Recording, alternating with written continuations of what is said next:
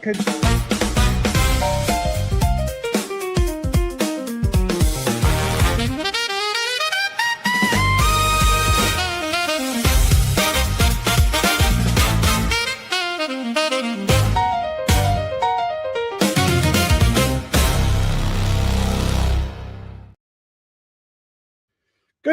Good morning, wonderful morning here in South Africa. And today we have a very special guest all the way from Perth in Australia.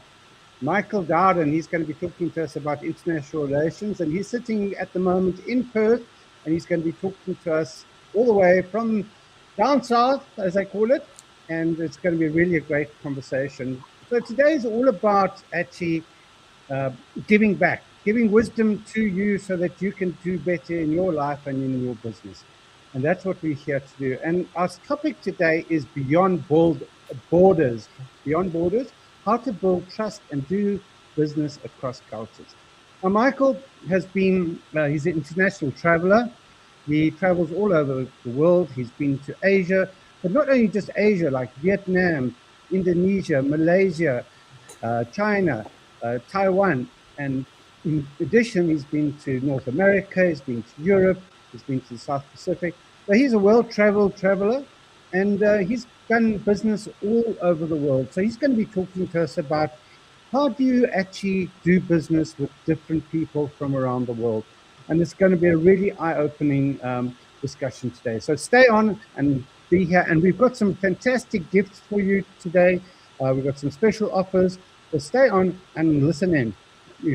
Just now we'll be getting you to actually comment on the chat. If you've got any questions for Michael, please put them in the chat. Today's not a formal presentation. Today we're just going to have a talk show. And I've got our co-hosts here who are Mana Bauer, my wife, my beautiful wife, Wilhelm Lombard, and Russell John Fagan. And guess who's joining us right now, all the way from Pretoria, Willie Snyman. Welcome, Willie. Great to have you here. So it's good to have you here. So we've each got questions for Michael from our own expertise and our own point of view.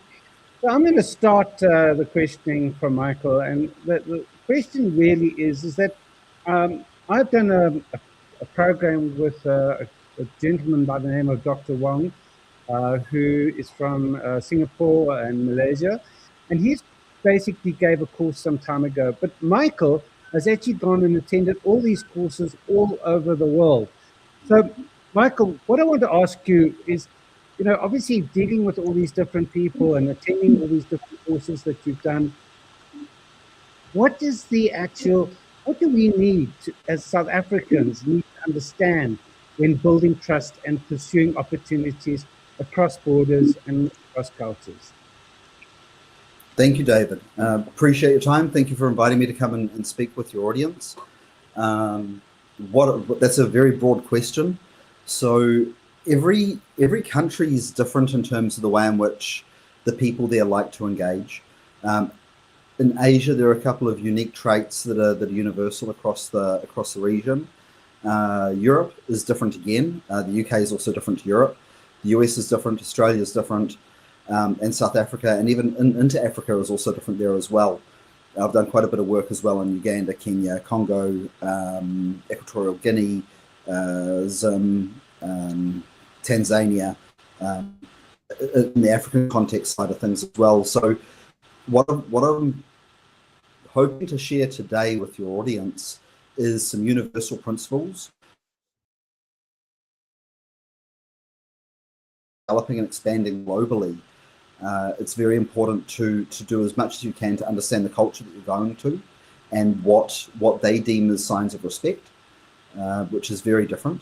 And I suppose let me kind of jump straight into the meat on that in terms of what I see as universal across all markets, which is that South Africa, rightly or wrongly, has a lot of press because of what's currently happening and what has happened historically, and perceptions are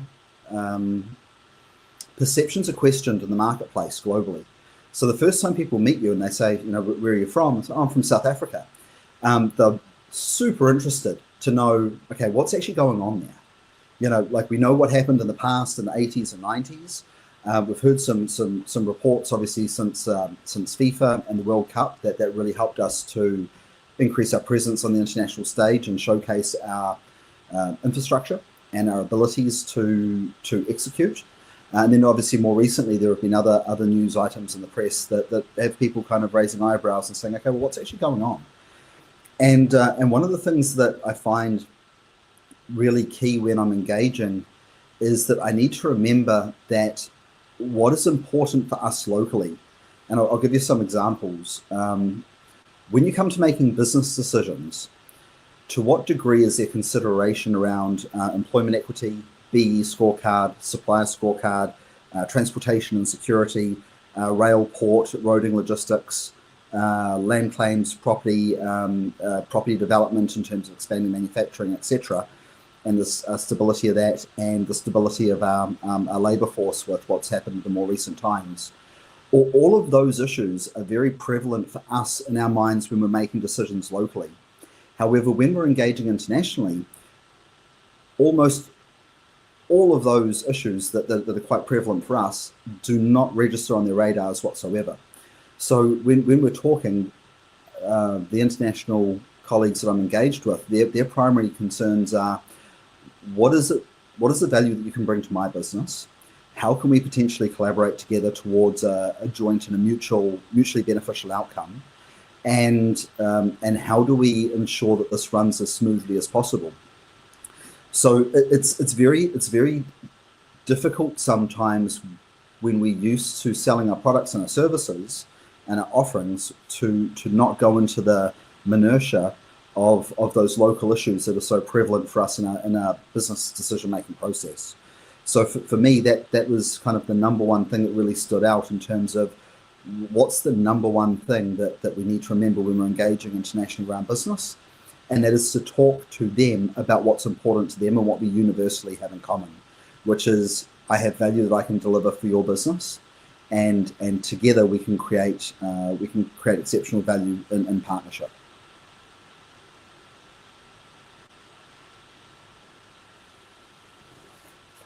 What I'm hearing is that you're saying that international business does not just begin with a proposal. You need to first of all understand the people, the culture, and I'm sure trust is a major issue that needs to be earned between the various parties. And I understand that trust is actually earned in different ways. I know when I traveled to Taiwan, before they start talking to you about business, they want to have a meal with you and actually meet you a few times. Yes. And I know, for example, if you go to Dubai, they want to know your family history before they even start talking to you about business. So, there's a lot of different things to unpack here. So let's go to Mana. I'm sure Mana's got a fantastic question here around trust, risk, and due diligence. Over to you, Mana. Yes, Michael.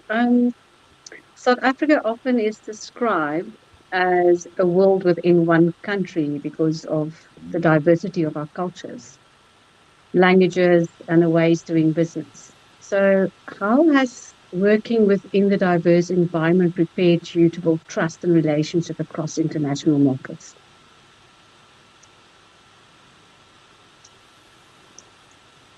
Wow, what a great question. Can I answer it in two parts?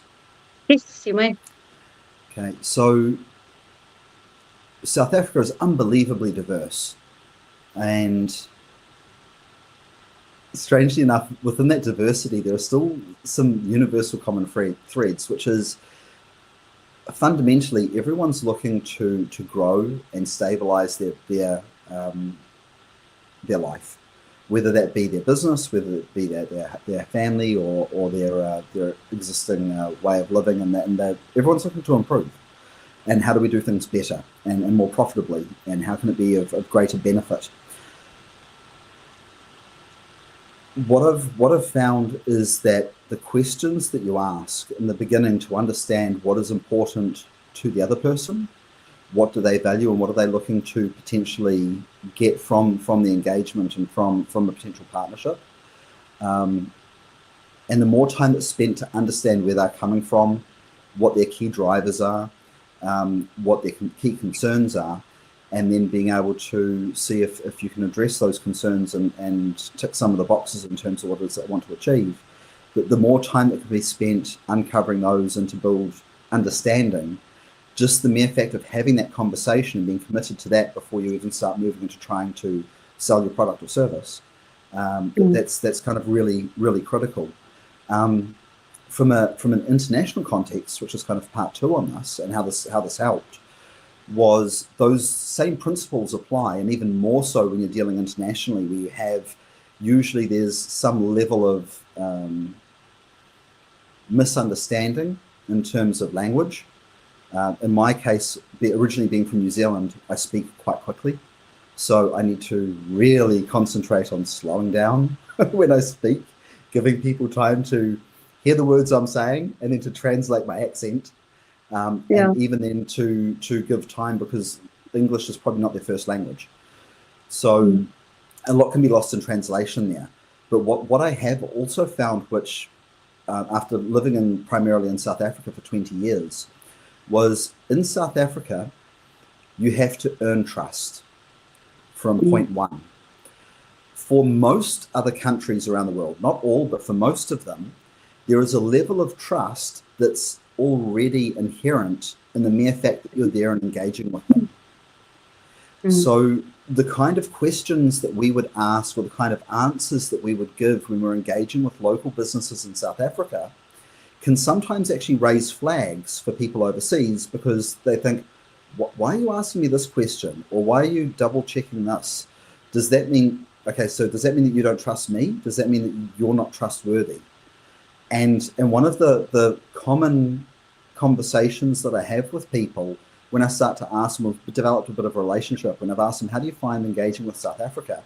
One of the common things is people are very distrusting in general from that marketplace. And so we have to be very cautious about how we actually engage, and what the perception is that we're actually giving when we're asking the questions we ask, the way in which we ask them. And it's and saying that it's not about not asking the question, but sometimes it's about doing it in a slightly softer approach. Also, South Africans tend to be more A-type personalities. We tend to be more, I don't really want to use the word aggressive, but we're very forward as a people. You know, we kind of call things as it is. And we're okay with that. We kind of, you know, you'll call me out, I'll call you out. We'll be very frank. A lot of the countries, especially around Asia, they do not talk that way. They find it very disrespectful, and it makes them feel very uncomfortable. So there's a subtlety that needs to be used, and a softer approach, and still asking the same types of questions or communicating the same thought processes, but just in a, let's just use the word, nicer way, that's more palatable for their cultures. Hope that answers your questions. Yeah, that did. And actually went into the next thing I wanted to ask about, understanding a culture and respect. I mean, when you're in New Zealand, you have one type of culture, or there's also a diversity of cultures there. But where in the world, there's actually some type of diversity. And I think by understanding a culture, it creates respect, because then you understand what not to do rather than what to do, I think. And have you found yourself in a position where you actually accidentally done something unintentionally that actually might have seemed disrespectful to your potential business partner for that instance? Yes. In South Africa, often we're quite casual, and we like to be on first name basis. And that's also a sign of trust and engagement and closeness and friendship and warmth and openness. In Asia, there is universally, and more so in some countries than others, you respect people's title as opposed to what they may or may not have actually achieved. And then you respect the positions of their family as well. So, for example, if you have the head of a business, you'd have a respect for that CEO or that MD. And then you meet their wife, and you almost need to respect the wife more than what you respect the CEO. and then you meet the children. And because they're the children, even if they have nothing at all to do with the business, you need to have the same level of respect for them in terms of your engagement. When I say respect, it's using words like sir, ma'am, Mr., Mrs. Yeah. And it shows respect. Allowing people to fully finish their thoughts, and especially when because often there's a gap when they speak, because now they're looking for the word in English. You think they're finished. Yes. So then you just want to jump in and talk and answer the question, but they may not have been finished their sentence because they're trying to find a word. And that can cause embarrassing moments for them, which can feel disrespectful. So it's things like that. So you need to be careful that they've actually finished speaking and they've finished their thought. Give them a little bit more time because there may be the language barrier. So it's small things like that that can make the subtle differences in terms of communication and just help to lubricate the whole process when you're engaging there. I mean, I'll give you one other example as well. In New Zealand, when you walk down the road, people are usually quite friendly. If you know someone, you'll greet them by knocking your head up. That's a very local New Zealand custom. If you don't know them, you knock your head down. It's a way of greeting without actually saying hello. So if you know them, head goes up. If you don't, head goes down. You just give them little nods, depending on what your relationship is. And it's subtle things like that, and in every culture, they have different ways of greeting. And if you can find the local cues for those greetings, that immediately builds trust as well, because people feel that there's a human connection. I mean, people do business with people. So if you can connect on that real human level, which people are already comfortable with, it can make a huge difference. Yeah. I can just see how in trouble I will be because I'm a hugger. One word for me. Some countries works well. In Vietnam, they're like that. Vietnam's very close, very warm. Yes. And if places like Japan, not so much. Yeah, if I get to a place and I don't hug, then I want to know what's wrong with you. Are you okay? I don't know who's next. Normally it's Wilhelm, babes. I'm not sure. I'm doing this because I know all of you. Am I sticking my head up? Let me just jump in as well, because I think the point was just raised. It was quite key. Also remember that when you travel from overseas, especially somewhere as exotic as South Africa, and remember for everyone else in the world, South Africa, I mean, wild animals, we've got lions running in the streets. You guys know, look out the window, there are zebras running down, right? You know, so for people overseas, South Africa is exceptionally exotic. So there is a level of tolerance that is granted to us because we're obviously from a faraway land and we're quite different. So if you went up and hugged them, they'd probably look at you strangely and say, oh, it's just what we do back home. You'd probably get away with it 9 times out of 10. So if you're ever unsure, just say, hey, look, this is how we do it back home. I'm sorry if I offended you, you know. And usually that builds some trust, because people just want to connect, you know. Yeah, and trust is very important in any language, in any culture. Trust is the way. It's very important in doing business. So you have to build that trust. So I'm sorry, I think I've taken up too much time. You'll only do business with people you trust. Absolutely. It's plain and simple. It doesn't matter how, if you might have the best product or service on the marketplace, but if I don't trust you, I'm not going to do business with you. So I used to do training. Yeah, I used to do training on how do you do business with somebody, and I always referred it to it's like a marriage. You know, if the one doesn't trust the other one, not going to work. Not going to work. Might as well give up. But anyway, let me zip up now. Thank you, Moana. Actually, that brings us a really good point about trust. So what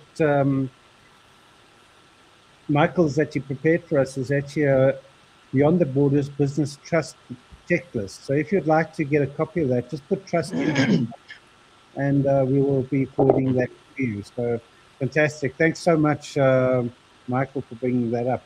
Let's now go to Billy. Billy's got some really good questions, specifically around relationships before transactions. Over to you, Billy. Yeah, thank you. And in a way, you already answered my question, but it is such an important one to ask, Michael. Just quickly, recently, 2 months ago, I visited China for about 10 days on a research project. And I actually made a couple of mistakes. In China specifically, of course, I really battled with the language, but Google Translate helped me. But I wish next time I'll try it beforehand to make people more familiar with the app. But I asked the one hotel manager there, "Are you happy?" And she was taken aback by my question. I think it was maybe too intrusive. And I asked her, "How happy are you?" And there was like a silence. And she thought a long time. And then she said to me, "Wow, I like my job. My family has food to eat. Everything is working fine." And then she said, "Yes, of course I'm happy." But it's just a subtlety, that I was maybe just too intrusive. So coming back from China, I definitely will do things maybe a little bit different. But it's such important thing, and in a way you already answered the question. But maybe again, as a summary, what does it practically mean to build relationships before pursuing the transaction? If you can maybe elaborate a bit, or even to add to that, how can South Africans become better at developing genuine international business relationships? That's such a good question, and it's so deep. The relationships are absolutely critical. It's actually more important than anything else, and I'll explain why. Yeah.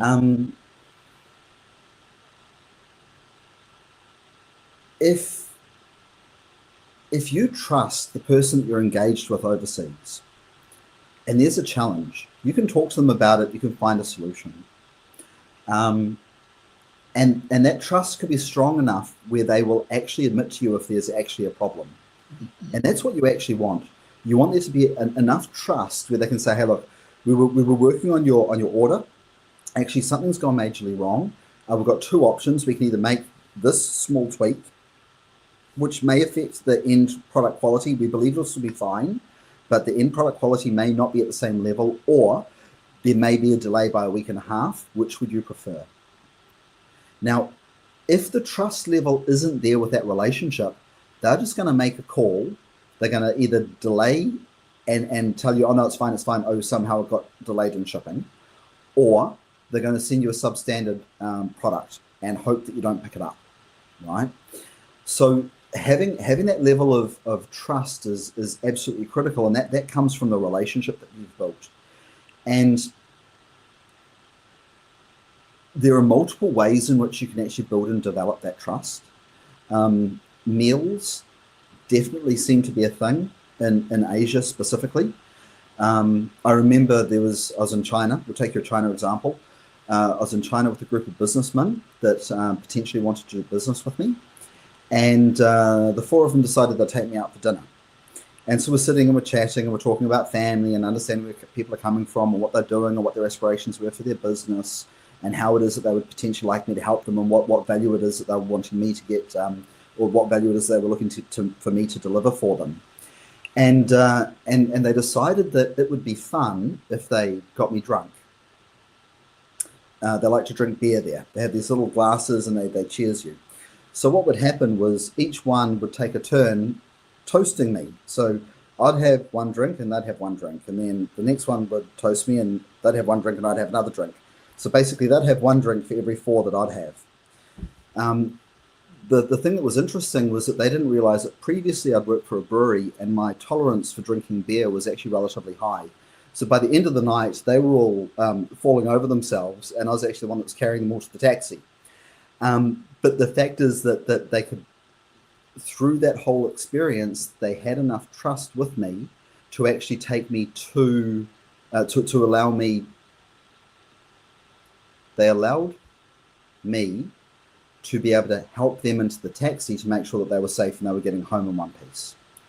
And the next day, the respect that was there for that, because my concern was over their well-being, and it was that opportunity that was there. So they didn't just want to take me out and show me a good time and show me that they respected my time and what I could bring for them, but they also then understood at the end of it as well that I have their back.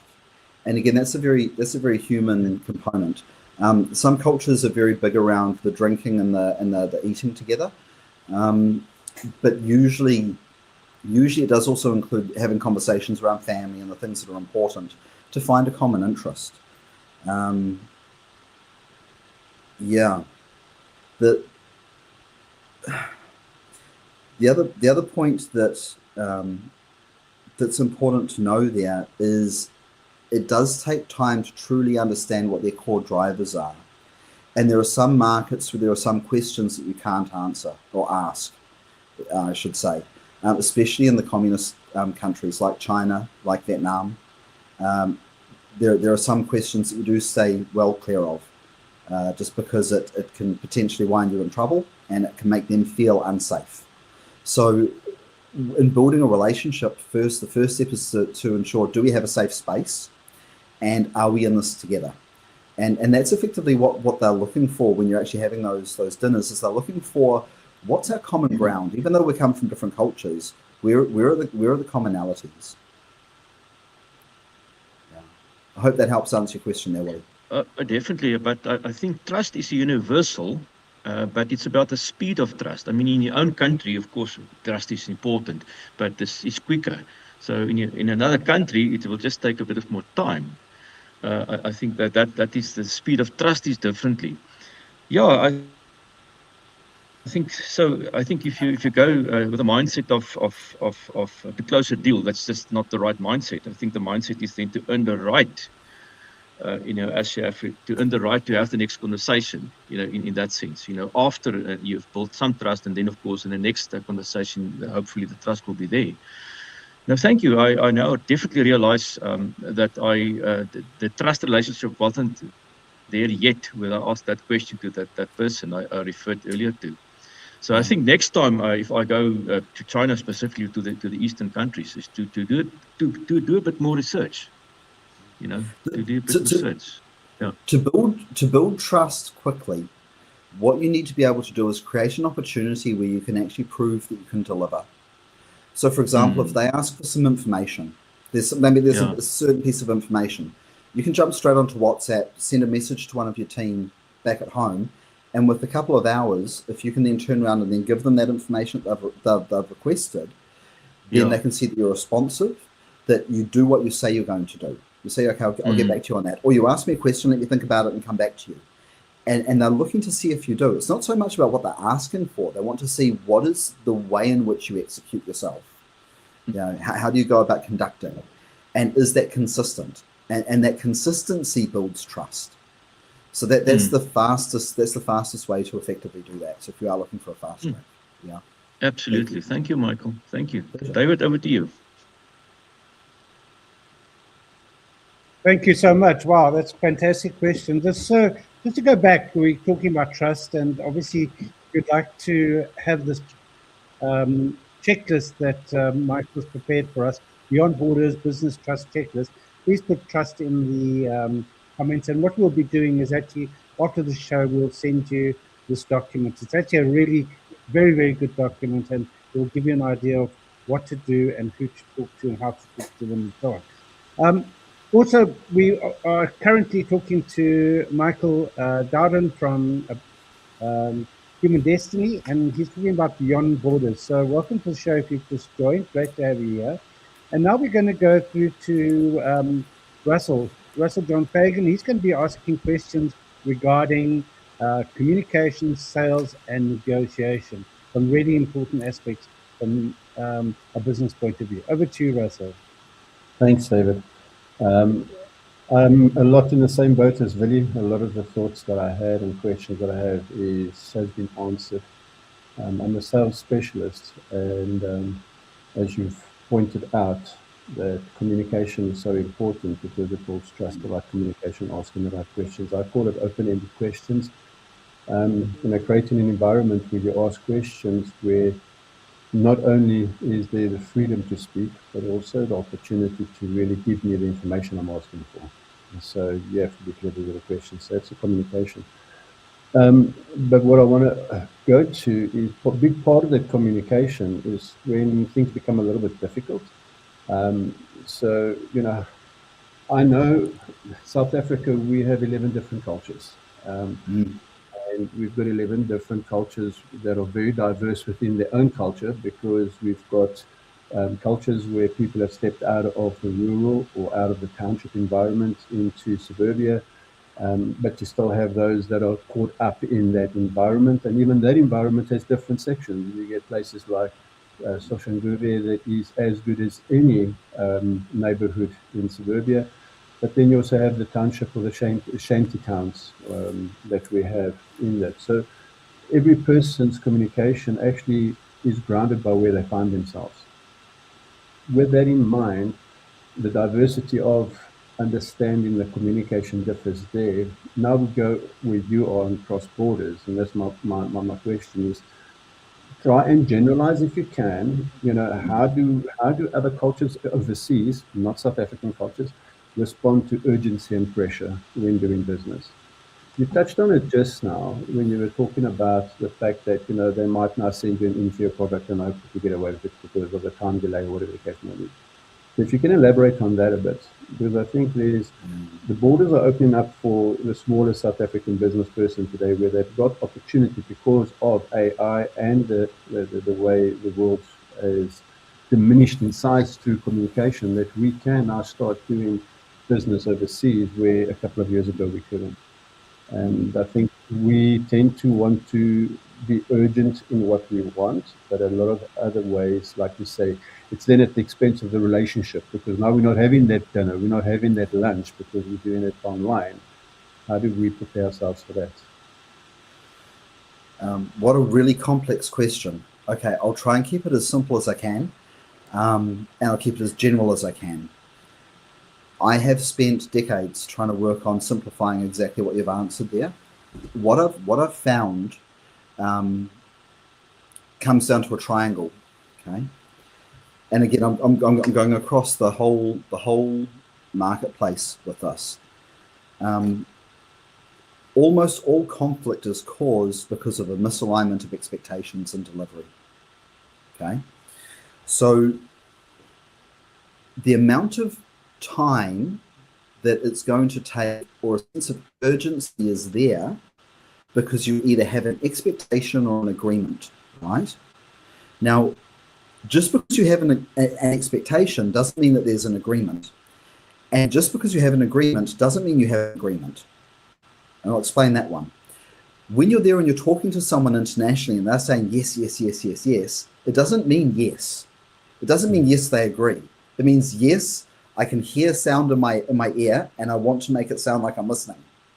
Okay? Critical to have a translator when you're doing business agreements. And that translator can either be verbal or it can be written. But they need to understand what you're asking and if you're asking for an agreement. So if you think about this triangle, right, you've got your discussion and your common understanding at the top. So we'll have a conversation and get a common understanding and a common, I wouldn't say agreement yet, but we've got a common base point that we're talking about. So for example, let's say I'm asking for 10 widgets from you, and are you able to deliver them? Can you do it at this price? Is it going to be within the spec that I'm looking for? You say, yes, absolutely. I say, great, okay. So we've got a common discussion. Next part is, second point, is an agreement. Are you willing to do this for me? And can we do it at this costing? Yes, yes, yes. Okay, so let me write it down. X number of units at this price, delivered on this date. Can you do this? Question mark. They say, yes, they can. They're like, yep, okay, we're good. We're good. Yes, we can do that. Now you've got an agreement. Then we move to phase 3, which is your execution. Okay, so both parties, either party now needs to go and execute what it is that they're doing. Once it's executed, now the order's on the water or whatever's happening, then feedback needs to be given. This is what happened through the process. This is what worked, what didn't work. Now, on every single step of those, you need to have clarity and you need to be giving feedback and ensuring that there's alignment. If you can do that and that communication's in place, if anything goes wrong at any point of that process, you can then realign your agreement, realign expectation. Because what do we want to do? We want to have a positive relationship. We want to be able to conduct the sale or conduct the transaction so we can then move forward and then do the next one, and we can actually grow together. That only happens if you can cover off those key 4 things. That's the best way that I've found. It does sound quite complex, and it is very prescriptive, but you're already dealing with challenges in terms of, let's say lost in translation, right? So you want to try and minimize those as much as possible, and the opportunities are huge, absolutely huge. I mean, you draw a circle from Singapore, you go out, say 2,000 kilometers out over India, draw a circle there, there's about 4,000 kilometer radius. You're looking at half the world's population literally sits within a 4,000 square kilometer block. Half the world's population, that's a lot of consumers. That's a lot of businesses that can provide goods and services into our market and can help us and the African continent to grow and develop. So it is absolutely key and critical for us that we actually have good relationships there and that we leverage those, because if we don't, someone else will. Yeah. Does that answer your question, Russell? Yes, absolutely. I've got a similar strategy with the triangle when it comes to sales related to the customer, your project, and your product and yourself. So it makes perfect sense what you're saying. The last question that I just want to talk about, and this is something when you were talking about, Mona was talking about the hugging, and you were talking about it will work in Vietnam, but it won't work in Japan, and the thought process came up. And I would like you just to elaborate on that, on non-verbal communication. So there was, I don't know how true the story is, but it makes sense. There was a delegation from South Africa that went to Japan. The negotiations in South Africa took place. The agreement in Japan was to be signed. And the delegation of our South African people that went through, I can't remember exactly what departments and so on, while they were waiting for the Japanese delegation to walk in, they were seated, and one of our members actually was seated, laying backwards with his feet up at the entrance of the, I can see your reaction. In Japan, when you show the soles of your feet, that's an insult. What basically happened was they came in and everybody thought it was going to be signed. They bowed, and the interpreter, there was a discussion between these guys, and they walked out. And the interpreter said, "We thank you for your for the presence, and thank you for coming." They are very polite, but we will no longer be doing business with them. They walked out, and no one knew what it was, and that was finally what came out. So non-verbal communication, when you're dealing with cultures that aren't like you, like Mona says, she's a hugger, that's very important. Specifically the non-verbal. Verbal communication with phone and so on, you can manipulate and adjust according to your audience. But your body language, that's a subconscious movement, and we need to be aware of how our bodies speak. Does our body speak in line with what we are coming out of our mouths? Eye contact. Yeah. Different countries in Asia, some like it, some do not like it. So you have to, before you do any of those kind of engagements, you have to take the time to learn which markets you're engaging with and what are the cues, because different countries have completely different expectations. Some countries, if you don't look them in the eye, it shows that you're untrustworthy. Other countries, if you look them in the eye, it shows aggressiveness, disrespect. So it's very, and then there are the times when you do it, when you don't. Often your translator can give you some of those clues and cues as well, and it's always worth checking that. But you have to have, if you're going to do business, you have to have a translator, and you have to be at least conscious of asking that question and saying, what do I need to avoid so I don't cause offense? And what is it that I can do that shows great respect and that helps to build trust and connection? And every market is so different. We could write a whole book. It's and I'm sure there are multiple of them out there on that. But definitely you have to. It is critical. Otherwise, it's all over before you've even begun. Yeah. Thank you, Russell. Thank you, Michael. Thank you, David. Thank you. Wow, great questions there. Let's move on to Wilhelm Lombard. Wilhelm's going to ask about leadership, teams, and international delivery. But before we do that, if there's anyone on board who hasn't put the word trust in, please do, because what we're going to be doing is going to, Michael's actually prepared a document that we'll be distributing to all those of you who've actually put trust in onto the comments. and we'll distribute that to you after the show. Thank you. Right, Wilhelm, let's go for it. Yeah, thank you very much, David, and thank you, Michael. It's quite interesting so far. Concerning this thing that Russell mentioned here about the feet up, I think good manners can take you far. No, I think that is just arrogance, and humbleness also can take you far if you're just humble and so on. But have to behave with good manners. I don't think it's a good thing to put your feet up the table in any case. But okay, you talk a lot about trust. Yeah, trust. If you think about Patrick Lencioni's trust, he talked about trust in a team and so on, and that's the foundation of everything, and even with the negotiations and so on. And then he also talk about building trust is about vulnerability. If you are vulnerable, if you say, but I don't know, or ask the questions, it's vulnerability there. So I think that can take you far as well, to just be humble and vulnerable and share.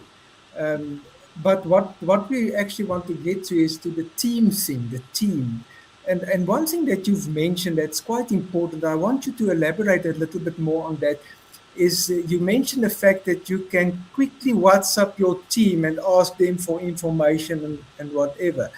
So what I want you to elaborate on is to say, but your team, what's the role that your team play in these negotiations? The team that's not maybe there, but at home, and how we can get our team ready and in line with what you are going to do there on the other side where you are going to do the negotiations. Can you mention something about that? Yeah. Oh, I'm looking forward to this. This is great. Okay. This is where the magic happens, right? This is where things kind of get special. I'm going to share with you guys kind of what I've done historically, which has worked exceptionally well. You're in an engagement, you're talking, and there's a potential opportunity to move forward. You're building relationship, you're going and visiting their site, you're having the dinners, you're meeting the families, etc. And this also, I'm going to contextualize this in terms of, it also depends on if you're bringing the market or if you're bringing the product or service. Okay. So an engagement that you're going to have is going to be, one of you is going to have the marketplace that the product or service is sold into. The other one is going to have the product or service that's going to be executed. Okay. So depending on what it is that you bring depends on obviously what position you're taking. If you're receiving goods or if you're trying to then move those goods across. Either way, the same principle applies, which is this: you'll have your let's call it a team lead or your relationship lead. So that who's the key person who's looking after and responsible for this interaction with this international partner. Then underneath that, who's aligned from a marketing perspective? Is your documentation aligned? Is the specifications, is the brand standards, whatever communication that's required around whatever it is that you're doing? Who's your person who's doing things on your side, and who's the person who's the custodian on their side? And you want those two people talking to each other, right? Then you've got the same thing with logistics. Then with any technical, then you've got finance in terms of import exports as well as payments, etc. Each of those different individuals you want to try and connect, and each of those is another conversation point you have with your project liaison people.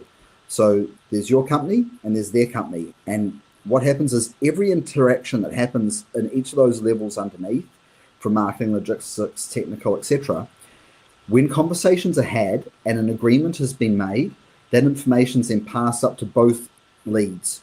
So the lead on the project knows exactly what's been discussed in the team, exactly what's been agreed to and what's the timelines, and then they share that with their counterpart in the other company. And what that does is it keeps the whole communication flow working, and if someone commits to something that can't be done, it gives the team leads the opportunity to say, hey, look, they kind of overstep their reach there. This isn't going to happen within this time frame. Let me just readjust expectations. So that is the team lead to team lead. They're the ones that are actually in agreement. Anything that happens beneath is more discussion, and they're then advising up. And what it does is it creates a safe space for people to have conversation. And if there is a misunderstanding, the team lead can deal with it without destroying the relationship.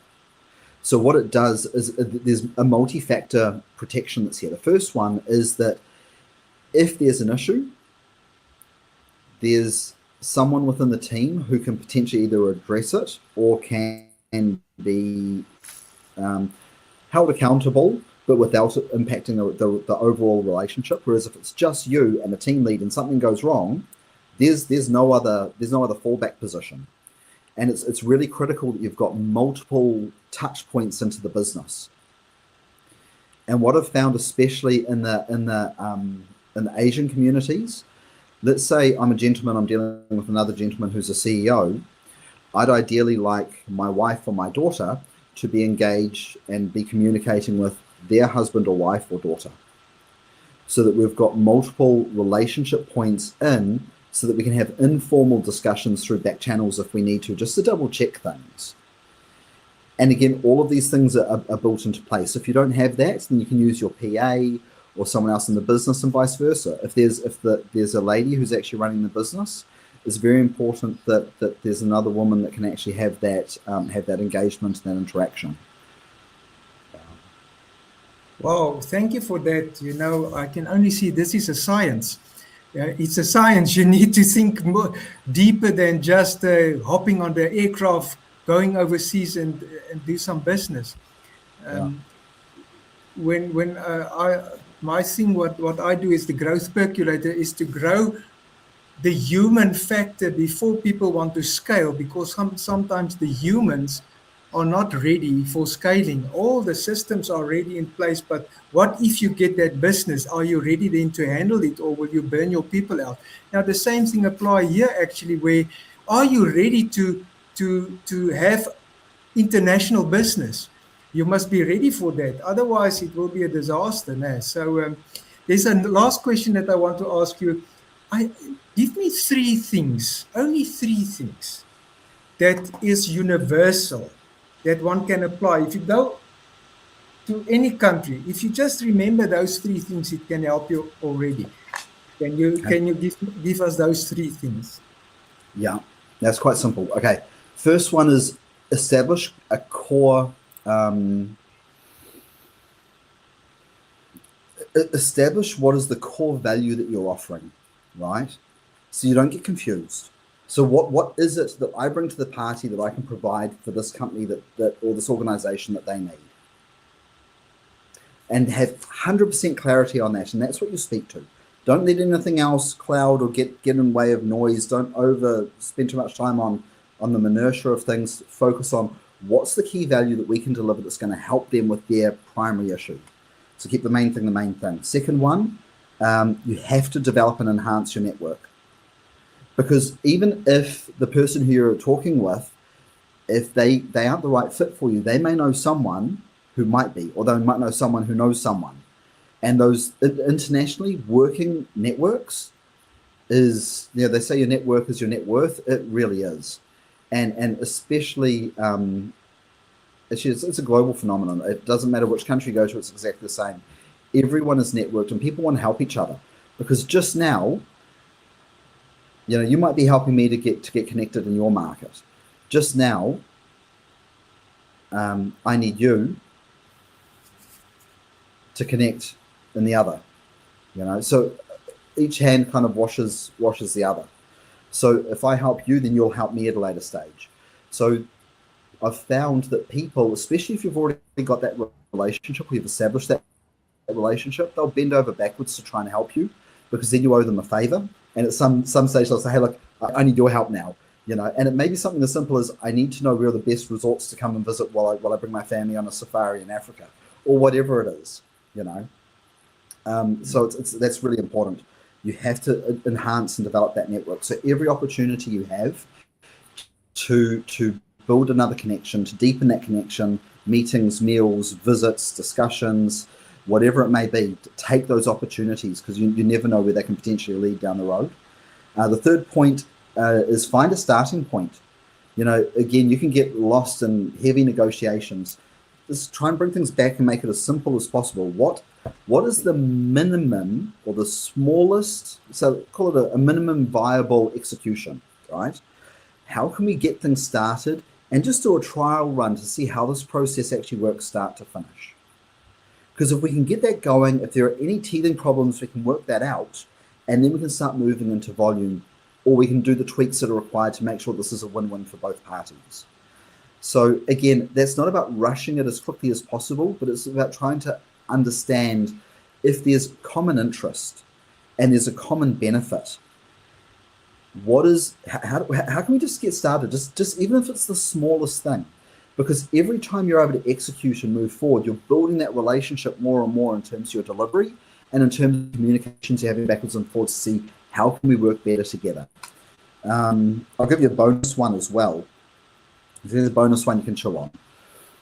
What are you leaving them with when you engage with them? So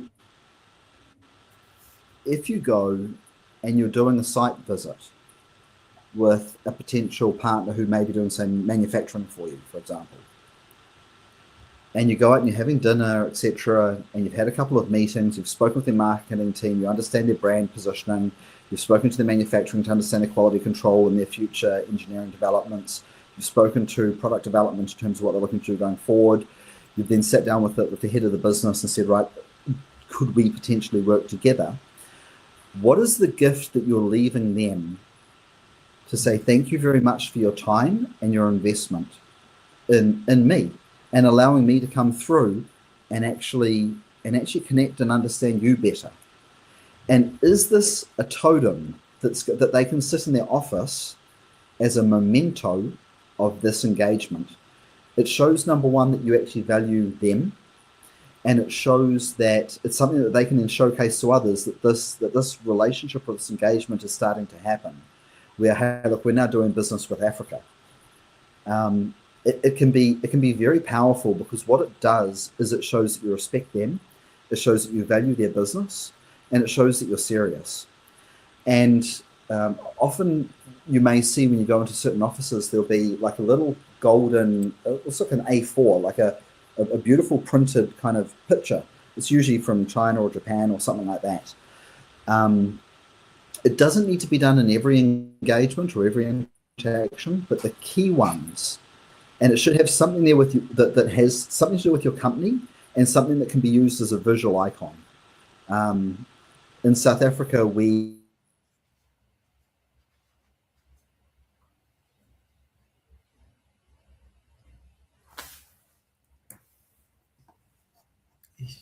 Michael, you broke up. Oh, I think there's a. and we're back Sorry, again. Mike. You broke No up there. problem. You said in South Blame the Africa. satellites. Yeah. You said in South Africa. And Yes, in South Africa, we're quite big on rugby and soccer. So if there's something there, maybe it's a picture from the World Cup. Ideally, not one that New Zealand lost. So whether it's World Cup, soccer, rugby, or something that's kind of related to your business as well, with your logo, something that has, or some South African artwork that you may want to get commissioned somewhere. Again, it doesn't have to be exceptionally expensive, but just something that is say African, that resonates with your company, your values, your vision, and something that they would be proud to showcase. Because it's also a badge of honor for them, as much as it is you showing respect and for their time and energy, and that kind of thing goes a long way. Also, every time they look at it, they think of you, and having people thinking your business is always a good thing. So especially for something they'll treasure. So it's just, that's a bonus I'll throw out there, worth considering. Yeah. Thank you, Michael. This was incredible. I must say, I think we can use this in your everyday life business as well, not just international. Thank you very much. That was incredible. Thank you. Back to you, David. Thank you so much. Yeah, we've got 6 minutes before we need to close. We can't finish in hours. So what I want to do is ask each of the co-hosts to just give their takeaway from today of what you've learned and what you can perhaps apply in your own business? So I'm going to start with Mano. Yes, I think I've learned this morning that trust and respect are equally important, because understanding a culture creates respect. Respect opens the door to trust, and consistency is what keeps that trust. Thank you, Mano. Let's go to Billy. Billy, what's your takeaway today and the lesson you can apply in your business? Billy, you're muted. Yeah, just enough time to spend building the relationship with trust before you enter into some sort of a deal. Thank you, Michael. It's valuable. Thank you. Let's go to Russell. Russell? Yeah, I just quickly went and wrote it down because I think there's a sequence of events. Clear communication leads to trust. Trust leads to relationship. Relationship leads to business that lasts, sustainable business. And I think there's a hierarchy of communication, and I think that puts it in a nutshell. Thank you. Wow, I like that. Well, thank you, Russell. That's really good. Maybe just say it again, just for everyone to hear it again, the sequence. Sure. Okay. Clear communication leads to trust. Trust will lead to relationships, and relationship leads to business that lasts, or business relationships that last, whichever way you want to look at it. Thank you. Thank you. Let's go to Wilhelm. Thanks, Mike. I see you got the light in front of your head there. Wonderful. But no, this is clarity. Clarity is quite important. The word that stood out for me, to be clear when you talk to people, because otherwise there's confusion. So make sure you're clear and build the trust. Be trustworthy. Now, you must be a trustworthy person. Your yes must be your yes, and your no must be your no. That stood out for me. Thank you very much. Thank you so much, Wilhelm. Yeah, so from my side, one of the things that I've learned, and I'm doing some business at the moment with a company in India, and what I've learned there is, first of all, preparation, but secondly, consistency and follow through, and actually total communication at all points in time. And I think this is something that's really helped me with my communication with them. I hope they're listening. But, we have a weekly meeting, and at that meeting, what we do is we record what has been said, on paper. So there's very clear understanding between us. And I think that's something that also builds trust and between the parties. And also the boundaries. It builds the boundaries of what you should do or what you shouldn't do in the relationship, which I think is really good. So, Michael, thank you very much for your time. I believe you prepared something for us, which is this checklist. Can you just talk a little bit about that and what that giveaway is? Just unmute, Michael. Sorry, David, I'm a little bit, I'm unsure how stable my connection is. Maybe it might be better if you talk it through. I don't want to kind of break halfway through. All right, no problem. So Michael's prepared this Beyond Boundaries Business Trust Checklist. If you haven't yet put in trust in the comments, please do so. It's a practical checklist to help us as South Africans to actually prepare for international meetings, partnerships, and market entry conversations. So it's something that's really, he's taken all his knowledge, he's put it in there. So it's something that will be extensive, and we'll be distributing that on LinkedIn to the various people who put trust into the actual comments. So thank you for doing that, Michael. I appreciate it. A fantastic giveaway. And then the second thing we wanted to talk about is, and we've got a little bit of time left, and that is the MOC. Michael, do you want to just talk briefly about Miracles of Capital and the opportunity that you've organized there for the members of the audience? Yeah, sure. So in a couple of weeks' time, we've got some international speakers coming across to teach us about corporate and capital financing for your business. When you're looking to grow and expand, obviously financing becomes quite key. But the other component there with this, and what makes it quite different, is we're looking at how capital is actually leveraged overseas versus what we do in South Africa. And it is very different in terms of of the approaches. It'll help you to understand international business a lot better. But also we have delegates coming in from overseas. So you can already start to build up some of those key international contacts. And the people who are coming across are very well connected. So it's a really great way and a really great starting point to be able to, number one, understand how other people overseas actually structure their businesses, and number two, how to build some key relationships to begin with. And then from there, it obviously gives you opportunities to go across and actually develop and expand your networks over there with the MOC Global Alumni. So for me, I found it, myself, I found it exceptionally valuable in terms of being able to build and develop that. And it's really been a game changer for our business. So if anyone is available to attend, I definitely think it's well worth attending. I've never seen anyone turn around at the end of it and go, well, that was a waste of money. More often than not, they're saying that was exceptional value, and this will change the way in which I'm doing business. So I think it's huge value for anyone out there who's serious about taking their business forward. Definitely worth attending. Thank you, Michael. Yes, actually myself and Wilhelm have attended the MOC in South Africa, and Mana as well. Mana's also attended it. It was a fantastic program, and it's basically unconventional wisdom that has been taught through that program. And obviously you meet a number of very high executives in the program itself. So Michael has organized for a special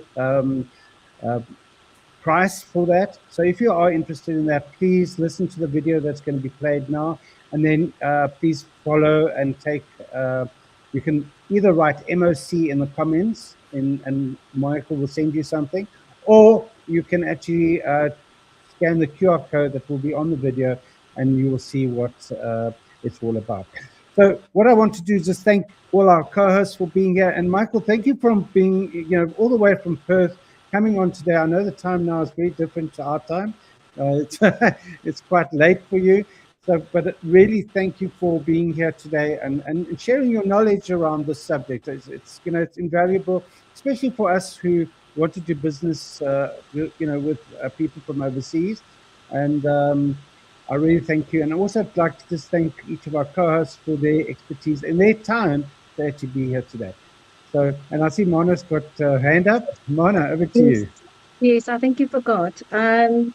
If anybody in our audience knows of someone who has a wealth of knowledge to share with our audience, or to help them in their businesses, please can they contact us so we can put you on our show, because there are a wealth of people in our group that can actually provide knowledge to our audience. Thank you very much, Mana, for that. So please just come if you'd like to be a speaker on the show, a guest speaker, please put speaker in the comments and we'll also get hold of you, or you can scan the QR code there, or share it with somebody. Take a screenshot and share it with somebody who actually would like, that can actually add value and actually give back. At Vision 2026, we give back to you so that you can be better at what you do, become a better person, and basically do business better than you did before. So that's what we're here to do. So thank you again. Thanks, Michael. Take care. And I just ask everyone to stay on until the end, and we'll do a bit of feedback. Thanks to the audience for being here, and thanks for all the comments. And Michael will definitely go along and answer all the questions that have been put in there and acknowledge your comments. Thanks so much. Take care, everyone. Have a fantastic week. See you next week, same time. Blessings for all of you. Cheerio. Bye-bye.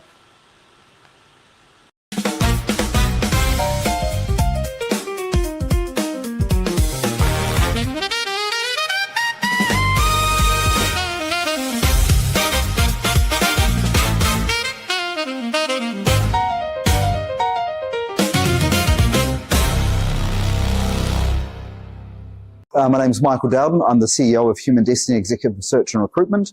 So the way in which we applied the MOC lessons into solving our organization's problems was across multiple fold. Our first one was how we would develop partnerships in other international markets, how we would look to structure our financial growth path and a financial roadmap, which is obviously quite different to the operational one. We used it to put in place the key KPIs in terms of building stronger valuations and obviously giving our business much more financial stability.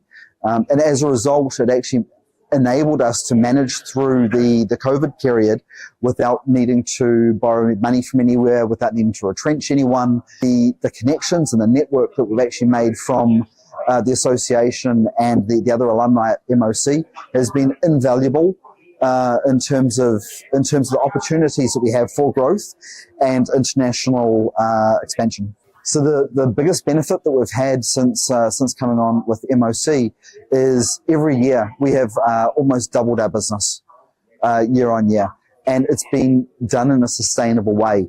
And even looking at what we're going to do from here forward, which is really ramping that up even more, that becomes exponential. So the ability to have the exponential growth that's structured, that's sustainable, and then obviously the benefits that has for our clients, because it means we can service more of our clients or service more clients, which then gives greater upliftment to the marketplace in South Africa and Southern Africa and the whole continent.